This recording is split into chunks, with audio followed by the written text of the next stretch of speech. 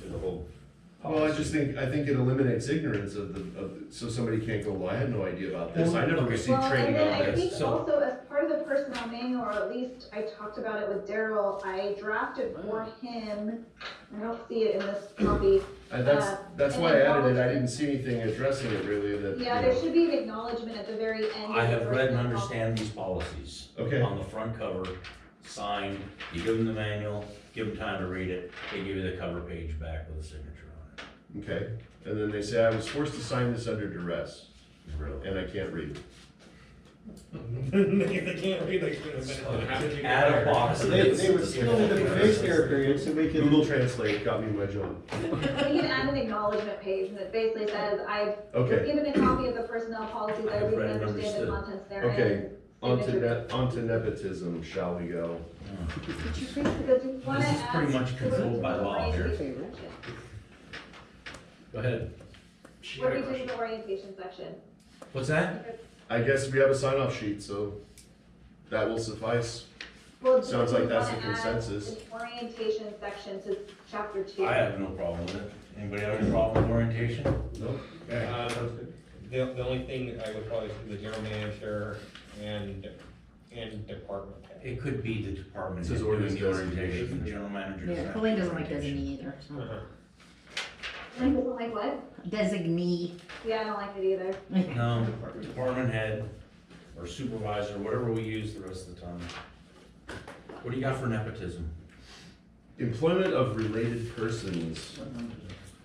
What number? Relatives of, 2.5, relatives of present employees or members of the board of directors, collectively termed employees for this subsection only, may be hired only if the individual concerned will not work in a direct supervisory relationship with the related employee, and the employment will not pose difficulties for supervisor, security, safety, or morale.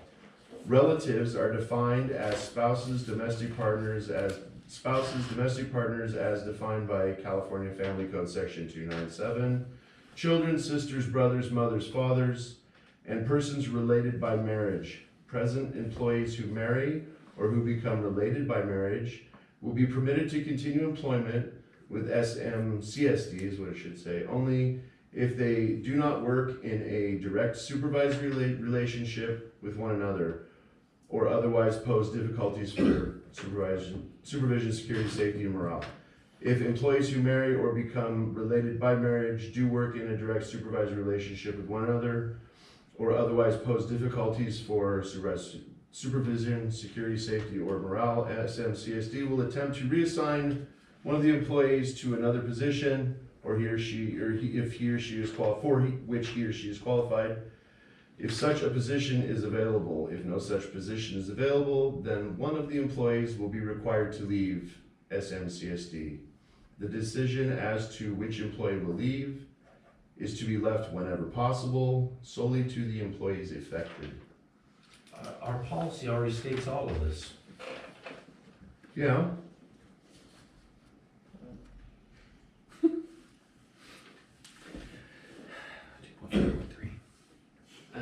One thing that I'll point out that actually Scott likes to point out 2.5.3. is 2.5.3, that you'll be Reassign reassigned 5.3. 2.5.3, it's the last section in that Uh-huh. part. If they become spouses or domestic partners, that one will be put into a different department. We don't have, But this isn't this basic California law or federal law? It's California law, but it's not a requirement, if that makes sense. That sounds. It's It's never good to have nepotism in an employment situation, but it's not illegal. I'm sorry, did you say that? I didn't hear what you said. it's not I said illegal. it's not illegal to have relatives working in the same department or spouses working in the same department. It's a policy consideration, and I'm very conservative about this because I've seen this in practice go sideways. Yeah, same here. So, by what you're saying, Helene, we're not required to have a policy against nepotism or regulating nepotism? That's correct. Okay.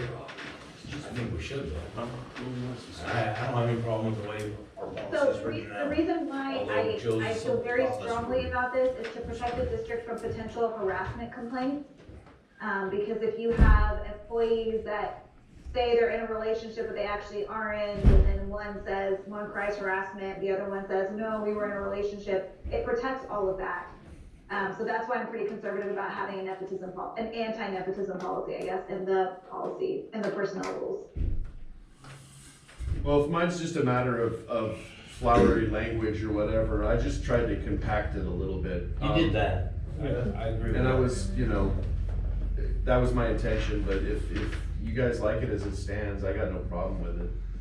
I'm good with that. Yeah, that's what I was gonna ask. Don't commit. It also put in a provision for the board of directors. Oh, I'm sorry, I No, read it. that's fine. So what you kind of wanted to bring in is just pretty much eliminate all the 2.511s, 2.5. Yeah, just kind of compact it all. I mean, and I don't know. I mean, to me, the whole, it's like Scott was saying when he left, is the policy to employees who become domestic partners is just, yeah, I guess we don't really have that many options would be my only, but, I pretty much put that all in, it's in there in mine too, what's said there. So, I guess it's 6 of one, half dozen the other as far as the language goes, so. Oh, you are here.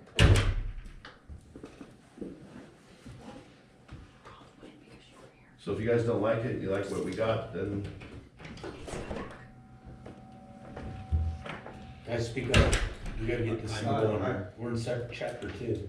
I like the way Director Parent has it. It's much smaller and it's a little easier to understand. Yeah, I always get confused on this. So domestic partners, that covers people who get into relationships that aren't married, or? Yeah, So domestic a domestic partnership partner is a is legal definition. a legally, Is that even a legal term in California anymore? Yes, it is. Funny enough, it still is despite the Supreme Court. So a domestic partner is a document that you file with the state of California alleging your domestic partners. So it's you can have a ceremony, you don't have to have a ceremony, but for domestic partners, it's for same-sex couples, or it's if one person is over the age of 65. That's when you can have a domestic partnership. That's how you qualify. that's age discrimination. Welcome to California. I actually just had a case about it, so that's why it's very fresh in my head. I'm not opposed to how Director Parent has it presented. I'm not opposed either, just as long as it covers, Yeah, so I'll need time just to make covers sure. the subject 100%, as well as, I mean, when you say per government code section 297, instead of spelling it out, I kinda Well, it does spell it out after that. have a concern with that. So for this section, if the board's direction is to use Director Parent's language, I'm gonna need time to just make sure it encompasses what's currently in the That's- language. Right. That's my So concern. I can do that, so, Okay. So this is not getting approved tonight. if over a glance, Elaine, if I'm saying the same thing differently, why don't we just stick with what's there? What's your legal opinion? I mean, I have no problem making it more concise if that's what the board wants, but I just wanna make sure that what you made concise still encompasses the ultimate aura, I guess, of what's currently written. So that's why I would say, I wouldn't be able to just say, yes, this is good, let's go, I would need time to just make Yeah. sure. If the language is there and it says the same thing, yeah, let's move on. okay. We're gonna keep it as it is. That is, okay. Policy as to relatives, is that part of the same nepotism? Yeah, that's still part of nepotism. 2.6, employee evaluations. Yeah, Helene, you've kind of glanced at what I gave you. as far as employee evaluations, is there things that are negotiable items considered in this? I just, again, I just, try to tighten it up a little is all. Yeah, the evaluations, as long as with 2.6 is what we're currently doing, I like how you tightened it up. I'm just concerned that we probably just need to discuss it with the union just to make sure that they're okay, because it kind of changes some of the practices that the district currently, as far as I understand, that the district currently does. So, I mean, I would leave that to Tamara and Kelly to speak to that, if what you've written is still accurate as to how they do performance evaluations. It's a negotiable item, though, right, Dawn? It is, yeah. Well, if it changes it, yeah. It does change it, so. What it says right now is basically what we're doing. Okay, then let's, I have a list, Joe, of things that in committee were brought up in terms for negotiable items, so I'll add this as part of it. Okay. 2.8, Yeah, I don't know, I think this could be a lot simpler than it is. I think that, I don't wanna begrudge people a chance, if they have an opportunity to make money and they're not using the equipment that they have here to do jobs, if they're not taking tools from work or any of that kind of thing, I don't care what they're doing. If they show up for work when they're on call, if they can make it to work at 7 in the morning or whenever they're supposed to report, I don't see why we should interfere with people's, life outside of this place. I don't think that this does that, does it? Well, Any regular employee who desires to engage outside employment shall first obtain a non-district conflict job approval from his or her supervisor or general manager. The employee shall submit a statement to his or her department head and general manager naming the prospective employer, his address, telephone number, and outlining the proposed duties and hours of work. Approval may be denied if, in the opinion of the supervisor or general manager, such outside employment is incompatible with the proper discharge of the employee's official duties. All such approvals shall be subject to renewal by the general manager and shall be resubmitted prior to January 10th each year to maintain a valid continuous authorization. It seems kind of bureaucratic to me, and it seems like you have to say "Mother, may I" before you can go find another job, like a second job. Employees must not- And if this job says no, you can't go work somewhere else. I think that if we're aware of somebody else's stuff and it's not a conflict and it doesn't affect what they're doing here, it should be as simple as that. I don't think there should be forms to file. I don't think that there should be, you have it in writing. Somebody sends you an email. What if somebody has a job that they want to keep before is that gonna prohibit them from being hired? Well, the concern would be if you work here 8 hours a day, and then you go work somewhere else 8 hours a night, Right. and you're not sleeping. So Well, now it becomes a safety issue. So if you come to us before Well, that would or after impair the you're hired, employee's effectiveness and ability to yeah, perform his or and her. that's really the only reason that they would be denied is if they're using the skills that we're giving them to go work somewhere else Right, while they're working here. right, Or they're working a position somewhere else that's going to negatively impact their work here, either right. through sleep deprivation or Or they go work for somebody that does business with the district. Well, that would be a would be conflict. it. Right. So that's the purpose of obtaining the information. Well, it's put in there.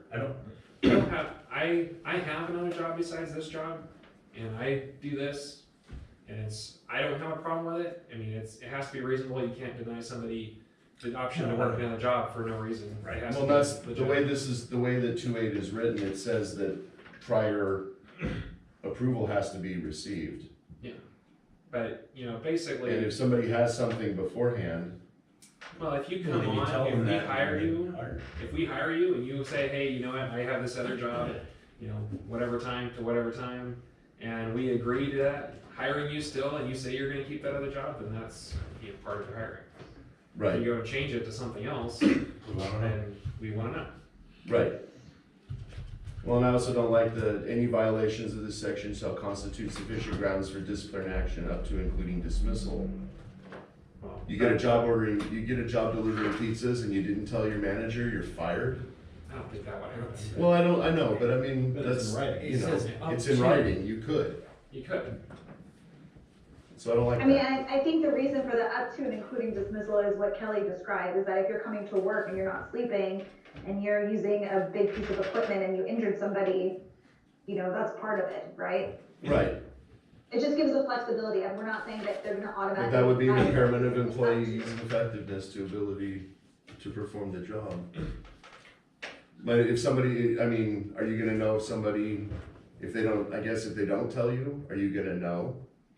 Unless they chop somebody's head off with a And stinger on a stinger. backhoe? Well, I mean, I mean, I guess if we have an employee here that didn't tell us that they were working We'd 20 have- hours a day, we'd have no way of and knowing. we didn't know until something catastrophic happened, then that would just be one more thing that they would be terminated for. Right, So, I Well, mean, generally, it wouldn't lead to termination. It probably wouldn't even lead to discipline. I read this section and I saw, I can get fired if I have another job, I have to ask permission to get another job, and I have to file forms with the bureaucracy to keep my job every year. It sounds like a license to have a part-time job with your full-time job.